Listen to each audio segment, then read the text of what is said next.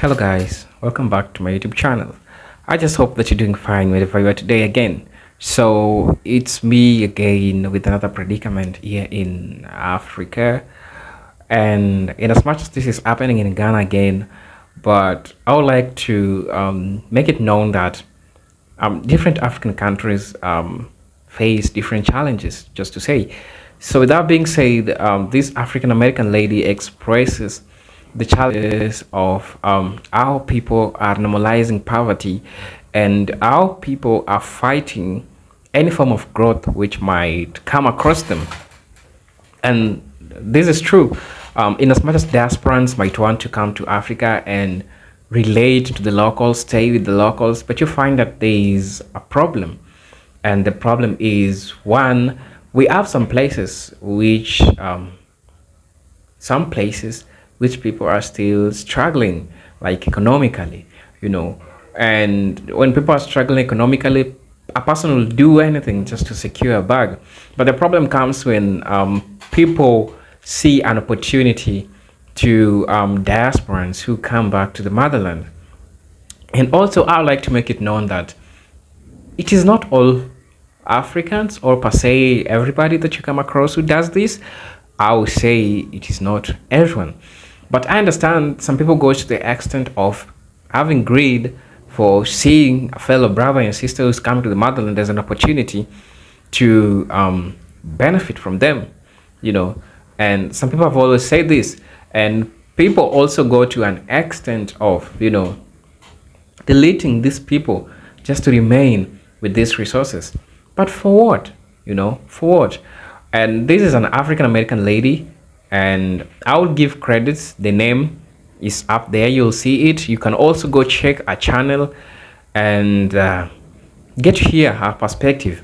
Because for the longest time, I've realized that women are navigating different challenges while coming to the motherland. And people gave some reasons as to why these things are happening.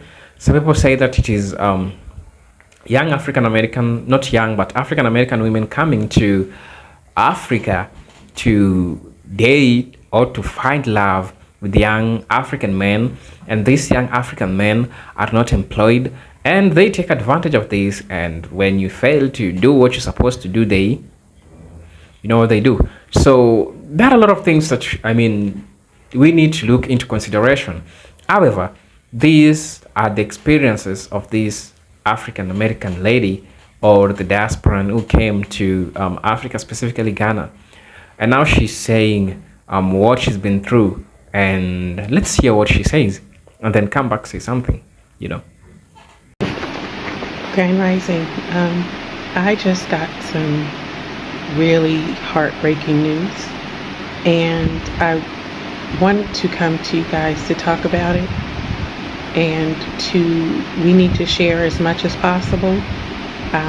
There was a diasporan woman here, or woman from the diaspora, however you want to look at it.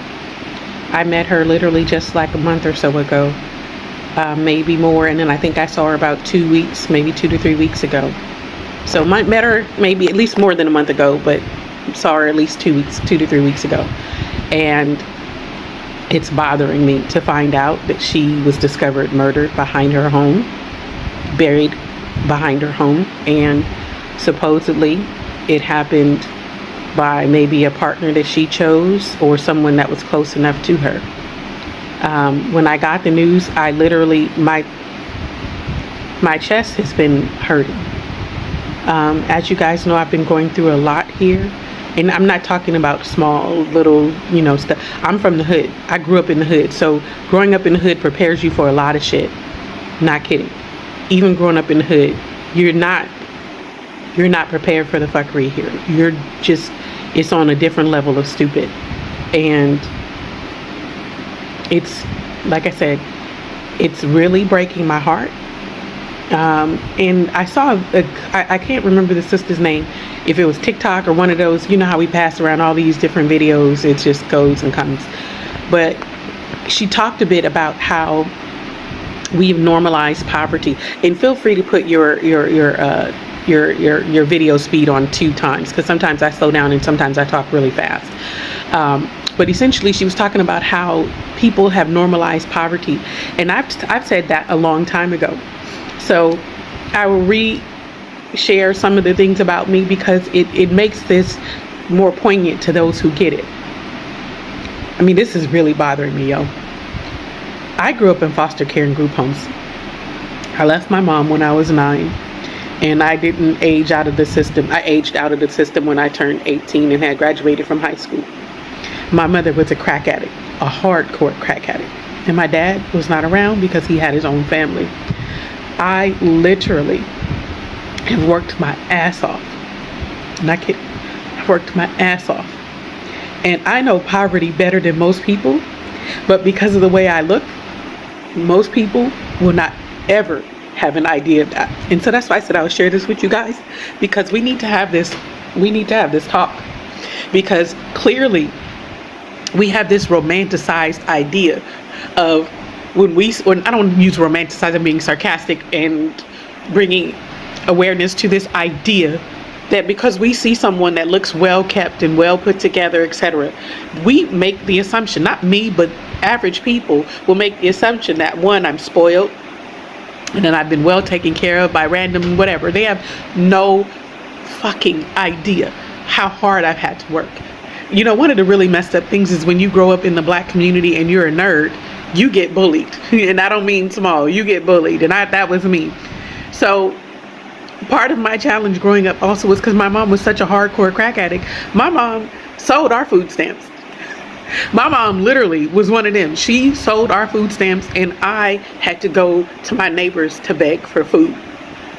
And Chloe, who lived next door to me, I grew up in West Oakland, and this old lady, she was like a mulatto, lived next door to us. And I used to have to go and beg her for food. And as a child, I think even then I had a little bit of pride. I would go and ask her to borrow eggs or borrow this or borrow that. And she was like, get your little black ass in here. You know, come on in here, eat. Because she knew what my mom was doing. She knew what my mom was doing. I'm sorry, y'all, but I'm going to post this video anyway. Because people need to hear this shit. I grew up impoverished like nobody would ever believe. And what's really crazy is because when people see me now, they have no idea how hard I've had to work to get to where I'm at. And I did it not being on my back. I did it without being on my back. So to get here to a place like Ghana and other countries I go to, I meet so many different type of people whose lives they're literally doing better than me, but somehow I owe them something. So fade out, fade in. I'm looking at these people who have family homes. I'm meeting people who haven't had jobs in years, but yet their belly isn't empty. Let that sink in. Haven't had jobs in years, but their belly is never empty, and they have a roof over their heads. Meanwhile, I'm here and getting bent over ass right damn near every time I go out to get anything, because people assume that I have it. This O'Bruni money shit don't finish. This O'Bruni this, O'Bruni that. This is not fucking funny. And we've had too many people coming here dying and getting murdered suspiciously, all for this money grab that people somehow think we have just tons of money. And supposedly this is said just finished building her house, and that seems to be the issue, is once you build your house, get your land and build your house, suddenly you mysteriously end up dead. Mysteriously. But like I said, these people are the same folks that's out here robbing and killing us, are the same ones that got family homes, that have something to eat, have a roof over their head always, whether they're working or not. They're being taken care of and fed some way, somehow. But you're jacking and killing people who've come. See, so me and my brother, we was talking about, and I was going to do a separate video, and I made a comment about how much is enough. You literally got people coming here to Ghana, building schools, building roads, getting access, creating access to water, creating these NGOs to give funding for school children. What do you call it? Health fairs. When I say there's so much giving, it's ridiculous. But what do we get in return? What protections do we have? So this is something that needs to be discussed. We have nothing coming in. There's no reciprocity. So this is why I pose this question to the community. You got all these people talking, oh, you just haven't met the right people. Okay, so all these people that's been here 30 years, they ain't meet the right people either. They're not connected or not. Like, why are we still dealing with this shit with all of these so-called diasporans somewhere around that's been here all these years? Where's the protection? Where's the help? Where's the support? Where's the, you know, I mean, this is where I said we need some Don Corleone shit type for real, where I can go and sit at your feet and I can come and give you my problems and let you know what it is, and, you know, put the little cotton balls in your cheek and be like, okay, you know, I'll take care of it. Where's that motherfucker that's word is bond and he's taking care of the shit, instead of all these milquetoast sermon ass niggas got all these great speeches, and then when we leave, ain't nothing happening. Everything is still the fucking same. Where are these people that everybody keeps imagining is there? They're imaginary friends. These people are... There needs to be protections for our sisters and our men. If y'all listening, your sisters need you whether you're married to them or not. You remember that Jill Scott song, We Need You? We need y'all to... You don't have to be married to a sister to show support for her, check in on her, look out for her. I grew up in a time where people actually jumped in conversations, like especially when shit didn't look right. I'm not saying you got to jump in every conversation or every situation, but right now we're in a point where sisters need protection. And honestly, this shit hurt my feelings when I just got this information. I need people to stop looking at diasporans, all you people trolling my page and on my whatever, looking at diasporans as money bags. You need to go back to your community and have this discussion. I met an O'Bruni today and she said she had it harder than most Ghanaians she's met. I have. Even though I don't look like it, I have. And that's on God, I have. So y'all need to stop this bullshit of thinking that just because somebody was born in the U.S. that we're just rolling around in money, that we got a money tree out back and we can just go and pick money, or we got a well, we can just go and get a bucket and scoop all the money up. Stop thinking that stupid shit. Like, honestly, where do you guys come up with these dumbass thoughts anyway? But on everything, I mean, honestly, I still feel like I'm at a loss for words. But sisters, protect yourselves, protect one another. I mean, this one hurts. This one hurts. Chris dying in just a few months ago, this shit hurts. Christmas, this hurts. Like, seriously. Probably it is clearly that we still have a long way for catching up we as diasporans. And you know, anytime you see a diasporan coming out complaining about something which happened to them in the motherland, true, it happens, but I also like to point out this issue. It comes different when an African also goes out and explains the same thing, because we have a lot of Africans who come out and say these things who are happening to their own folks, their family, who does to them these things, their brothers who does to them these things. So I'm not surprised that this thing is happening to diasporans, because human beings are human beings, just like US, just like in America or anywhere you will go. We have people will always want to take advantage of, what you have. But I'm not praising what's happening. I also like to point out that what's happening is something we need to call each other out for, this thing which is happening. Because when will Africans unite?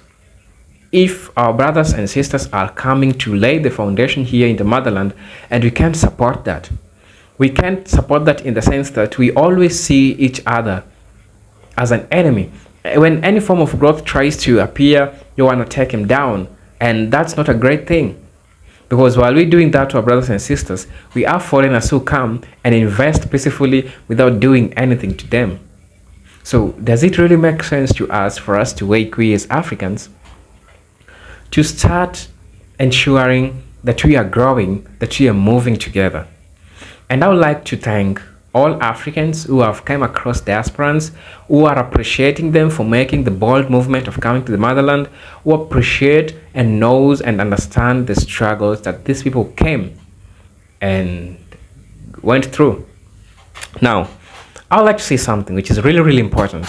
And the thing is, while the sister said that some people describe her as a spoiled child, because she's from the US and she's coming to the motherland. I would like to say two things. Number one is that we Africans, we didn't take our time to learn much about you. Maybe you too need to take time.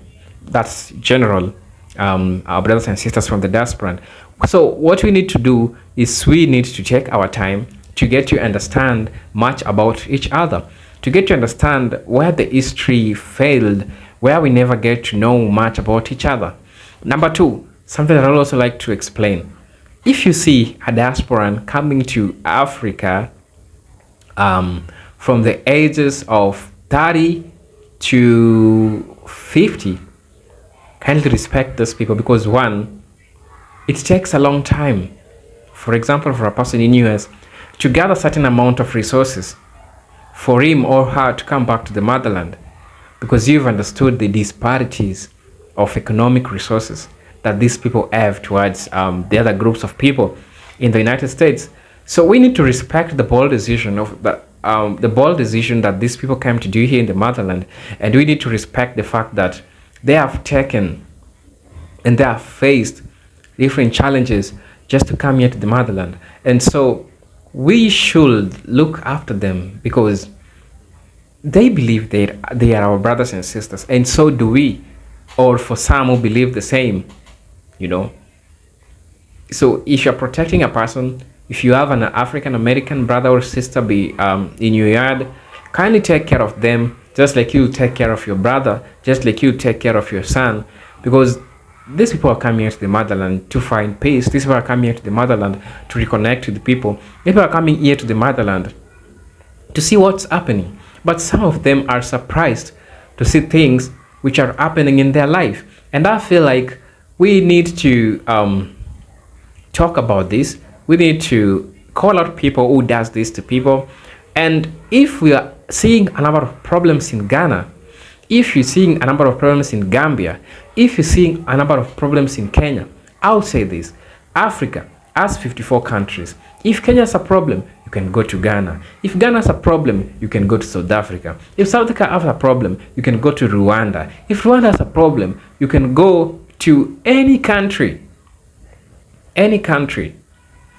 And the sister asked a valuable question, that people saying that they keep on landing to wrong people, people who scam them, people who do all these things to them. But I would like to answer my beloved sister like this. You know, just like any other society, you will find bad and good people. And just like you say, people say that you are, people say like you are a spoiled child. It is because they don't understand. They haven't taken their time to understand the Black American history. They haven't taken their time to understand the struggle, the stress. And you've narrated your story from where you come from. It means that the wealth that you've built from scratch, because you never inherited it from your parents. As people here in the motherland think that you felt rich. And that's why I say that it's a bold movement that especially the sisters and brothers are making while coming here to the motherland. So let's accord them with the love, with the respect. However, a message to diasporans, and I'll give it to you directly, and the message is: you need to question a number of things. Always know that you're allowed to say no when you don't want to do something. Nobody is entitled to you to give your resources to them, to give your money to them, because whether you are not there or whether you are there, they could have or could not have survived. Because as you explained, you find a person doesn't have a work, but they have a roof over their head. But you want to come here, you want to buy land, and all those process, you know, it's tiring. So you don't owe nobody anything. If you want to help, it's okay, but it's not a must. It is not a must, you know. So saying to me, I cannot start coming out demanding you to give me something if you're not okay. I mean, well and good. And so other people should also learn to know that there are boundaries. If a person wants to give something, and let's stop. Now this is the message to Africans, especially who are surrounded to diaspora. Let's stop over expecting much resources from our brothers and sisters. Because if this happens to people who misunderstand the things which are happening here in the motherland, and it happens to a greedy people, they might just take advantage. And that's how you're hearing the story of African American is deleted, you know, this and that is happening because of these greed instances. Just like she explained, a woman just finished building the house and then she dies. That's so coincident, you know, because of the greed. So let's learn to stop over expecting this from them. And I know and I recognize that we have Africans who are hardworking, Africans who still depend on their resources, Africans who can even support our brothers and sisters if they can. And I do recognize that. But we still have, in the same group or in different group, we have people who behave the other way. So I would like to say, just be extra careful, be so much careful and so careful in the way that you can.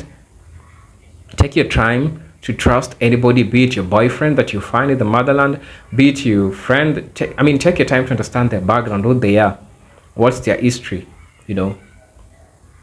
And just before landing, get to have a good rapport with people, to the person that maybe will be hosting you for some time or something, so that you get to know their true picture or really who they are. Because sometimes it turns out that people that you thought they're not the same. They start acting in a type of way, and you were like, okay, I came hoping that this person will be like this, and then they're just acting in a different way. So let's take our time to trust each other, understand each other, and get to know what's really happening to us. I'm sorry for the sister for what happened, and I'm really, really sorry about what happened to her. And I'll leave the link to her channel on my description. You can go to check her channel. I've also indicated the name up there. You can see. There's nothing to smile about, because we need to get our shit together. We need to learn much about each other. And it is time for us to unite to build Africa.